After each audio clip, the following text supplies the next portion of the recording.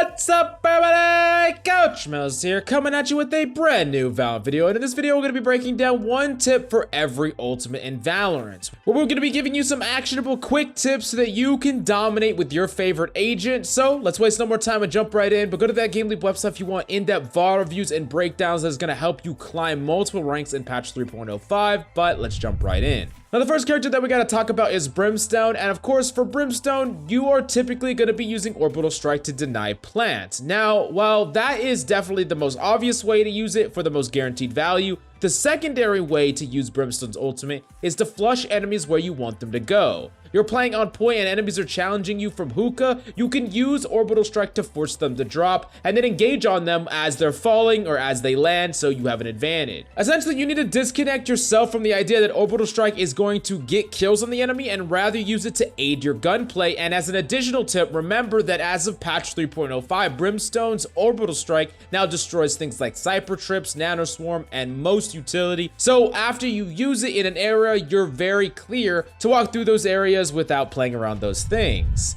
Now, next up, we got to talk about Viper, and typically you're going to want to plant that spike and then use Viper post-plant in order to defend that spike and make it very difficult for an enemy to retake. Now, you do have to be very careful about specific utility that gathers information inside, like Sky's dog or Sova's drone, and every single time you either kill a piece of information gathering or you kill an enemy, you need to reposition. So you kill a Sova drone, you need to reposition. You kill an enemy, you need to reposition, because enemies are going to be looking for you with intent. They might even spray in that direction. And as a huge tip with Viper, make sure to not panic when an enemy taps the spike. You can actually spray in the direction of the spike and then assume that they're going to be getting off of it and reposition, because I see way too often Vipers throw post plant because they're panicking that an enemy is sticking a spike in their ultimate when they can't see, they're taking damage, and they got sprayed. It's just very unlikely, so you don't need to panic that much when an enemy just taps the spike to try to flush you out. Now, next up, we're gonna talk about Omen, and of course, the perfect scenario ultimate is where you ult, you pretend you don't see the enemy, you pop in, you flick, and you headshot them, right? But that's not gonna be the most consistent.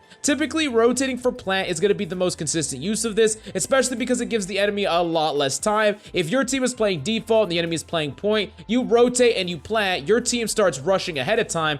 By the time the enemy rotates to get there, they're not going to have a lot of time, and they're going to have to try to rush retake, which is going to give you quite a bit of advantage. And you could even potentially plant the spike set up in a location to cut them off during rotation, which can get you a free kill and then you kite off. Now, something that you could do that works some percentage of the time is actually, as enemies rush in, you can teleport away or even right behind them to gather information and force them to actually kill your teleport, and then you can insta cancel it, because remember, canceling it doesn't take any time, and you can just pop out of nowhere and maybe get a cheeky kill or a double kill. However, this is probably only going to work once in a game, and you do got to remember that smart players will realize that after they kill your teleport, your new teleport, you're gonna pop back up where you cast it, and if they know where that is, they're gonna be able to kill you right away. Now, next up, we do gotta talk about Killjoy. Now, one thing that you need to be doing with Lockdown, of course, it's a very powerful point-taking ability, whether it's retake or point-taking. You need to be thinking about the utility and ultimates that counter Killjoy's Lockdown.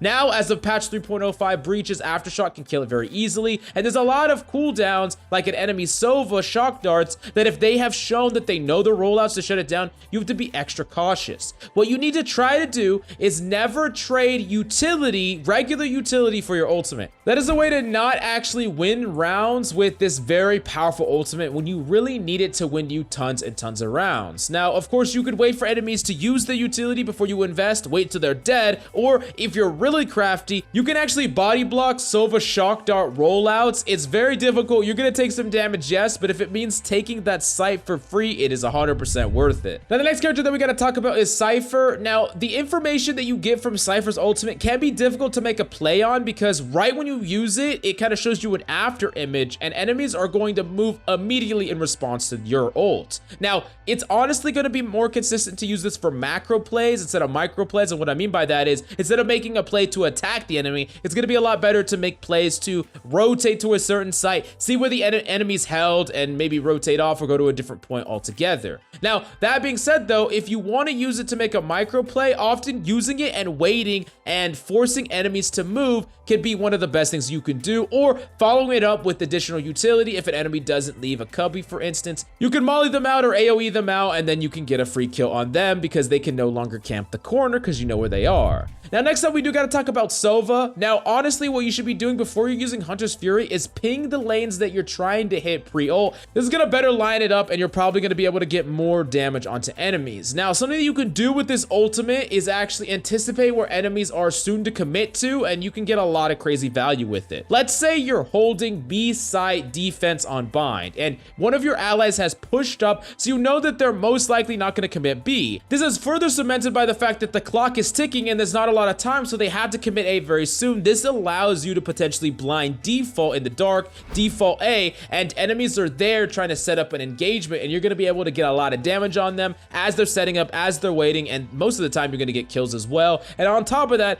you can use Sova's Hunter's Fury to split a point or damage a point as enemies rush on to actually lighten the load on your allies, so you can help them during your rotation without actually being there. Now, the next character we got to talk about is Sage. Now, honestly, coupling wall with res is something that used to happen and used to be very successful and effective, but now that the wall gets destroyed very easily, doing this up against 2+ enemies is just not going to work. I mean, the wall's going to instantly die, the person that you res is going to instantly die, and it's just going to be a freaking mess. Honestly, the best way to use Sage's res is to use it on a buddy to ruin his KD and then laugh at him. No, honestly, the best way to use Sage's res is to shift momentum of a game. So you basically are in like a 1v3, right? And you get a pick, you know that there's no enemies around, you clear the area, and then you can res, shift that momentum, and now all of a sudden a 1v3 turns into a 2v2 and it's winnable. And that is definitely what you want to be doing. That is definitely how you want to be using the ultimate. And it is honestly an ultimate that, as long as you make sure that the person that you res doesn't die immediately, it is probably going to be legitimate value, whether it's eco, whether it's potentially winning the round. Regardless, it's going to be a good thing.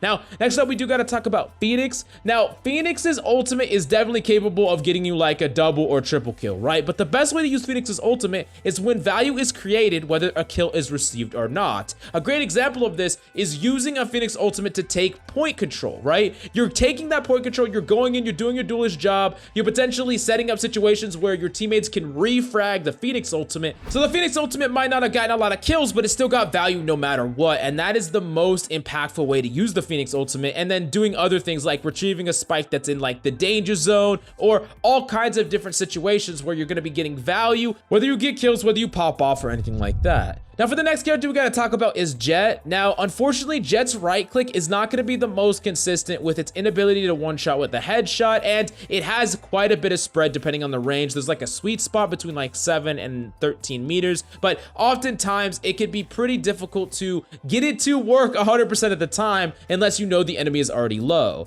Typically, your best bet is going to be primary fire left clicks, and it's far better to guarantee an easy kill by utilizing your mobility rather than betting it on a right click, where you would have actually just easily got that kill if you didn't put it all or nothing on a right click. And way too many Jetts, especially at the lower ranks, actually lose a duel because they miss or don't confirm a kill with a right click rather than actually getting killed by the enemy very convincingly. Now, as an additional tip with this, remember, you don't want to be counter strafing or using a lot of the same fundamentals with Jett knives. You want your mobility to be as high as possible, so things like running across, running left to right, make yourself as difficult to hit as possible, because you're still going to be first shot accurate no matter what you do with your own movement. So definitely abuse that aspect of it. Now, the next thing that we need to talk about is REYNA. Now, for REYNA's ultimate, it's always like a question mark impact. That's what I like to call it, because you don't know how much value it's going to get until you already use it and you're already actively using it. And it's impossible to know if things are going to work out or not. But if you get in a situation where you needed it and you didn't have it, it's too late, right? So you really want to be using this ultimate often when you know a conflict is 100% going to happen, or just in general when you're engaging a point, but make sure that you are using it enough to give you that chance of clutching up and winning. Sometimes even when you're at a disadvantage, this is one of the best ultimates to turn a disadvantage, but a lot of times Reynas will go too many rounds without using their ultimate, and they actually could have built up another one by now and maybe even won some rounds they lost. They would have just popped it earlier. It's okay sometimes to just get insta headshotted and get no value with it. It's better than not using it at all. Now for the next character we gotta talk about, it's Raze. Now honestly, something that Raze players can abuse is the fact that if you go over the top of them with your ultimate, like a lot of verticality and you fly quickly over the top of them, a lot of people haven't practiced vertical flicking and they're gonna be a lot less effective at it. That being said, you can't have situations where you're floating in the air. If you're floating in the air, enemies are going to be able to easily kill you, and that's just gonna be really problematic, and you're gonna get very little value. So momentum oftentimes is gonna be good here. The faster you travel through the air and the higher you are, that's gonna make you a little bit harder to hit. And of course, securing kills on known enemies, trying not to get too greedy with the ultimate, making it so that you just actually deal damage to someone in a cubby, you know they're there, get that guaranteed kill and move on. That could be a fantastic way to use the ultimate. And of course,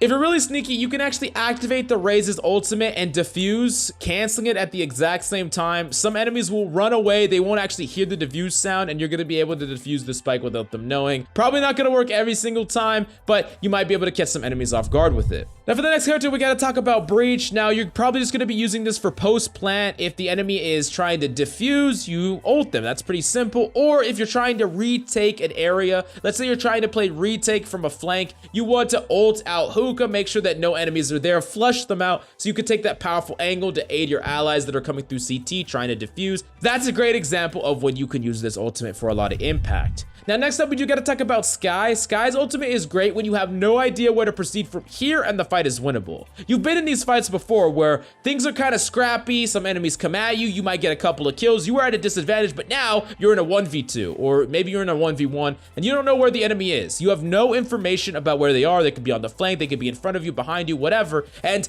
that is where it's perfect to use this ultimate, because you're gonna get that information instantly and you're gonna get an advantage in the fight. Now, that being said, remember that Skye's ultimate is going to be better, far better, when you and your team are either going in with it at the same time to create that pressure, or there are less people overall on the battlefield. In a 1v1, this ultimate can be impossible to beat at times, but if you're in a situation where you're using it without pressure and there's a lot of enemies left alive, oftentimes allies can just joint shoot it together and it's not going to get that much value, although you're going to get a little bit of information about where they are, but unless you're using that for something, it's not really worth it. Next up, we do got to talk about Yoru. Now for Yoru's ultimate, you're going to want to have a get out of jail free card. You're going to set up that teleport ahead of time. So the second you pop out, you pop around the corner, you pop out of your ultimate, and then you can teleport away. Now something that you could do if enemies are not paying attention to you, sometimes people just ignore that Yoru like you're not going to do anything. You can really abuse the shorty because it has a very low equipped time. And if enemies aren't paying attention to you, you could pop out of your ultimate, just shotgun them with the shorty, get a kill, and then just yeet the hell away. And it's definitely hilarious, and they will respect you from then on out, which you want them to do because then you're getting value as just using your ultimate in general.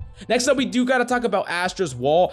Astra's Wall is very powerful, but a lot of people have problems getting impact or guaranteed impact with this ability. I think the best way to use Astra's Wall in general is use it as a pseudo Viper Wall. You want to split up the point, set it up to where you're going to go on and either try to plant that spike or defuse. A lot less angles to worry about, and it's going to be a lot more powerful than a Viper Wall, of course, because it does block a lot of sound and it's going to block that fire. So it's pretty much a guaranteed plant in a lot of different situations, and definitely something that you should be using it for. Now last up, we do got to talk about Carol's ultimate, and it's going to be similar to Reyna's ultimate. You're going to be using it when you're engaging or when engagement is sure to happen, and that's pretty much the only tip I have for you about this ability. It's just something that you don't know how much value it's going to get until after you use it. Of course, if you see a lot of utility, that's going to be where it's at its best to shut down things like Nano Swarm and Alarm Bot. But definitely let me know which of these tips you found the most helpful, and go to the GameLeap website if you want in-depth VOD reviews over every single agent in the entire game.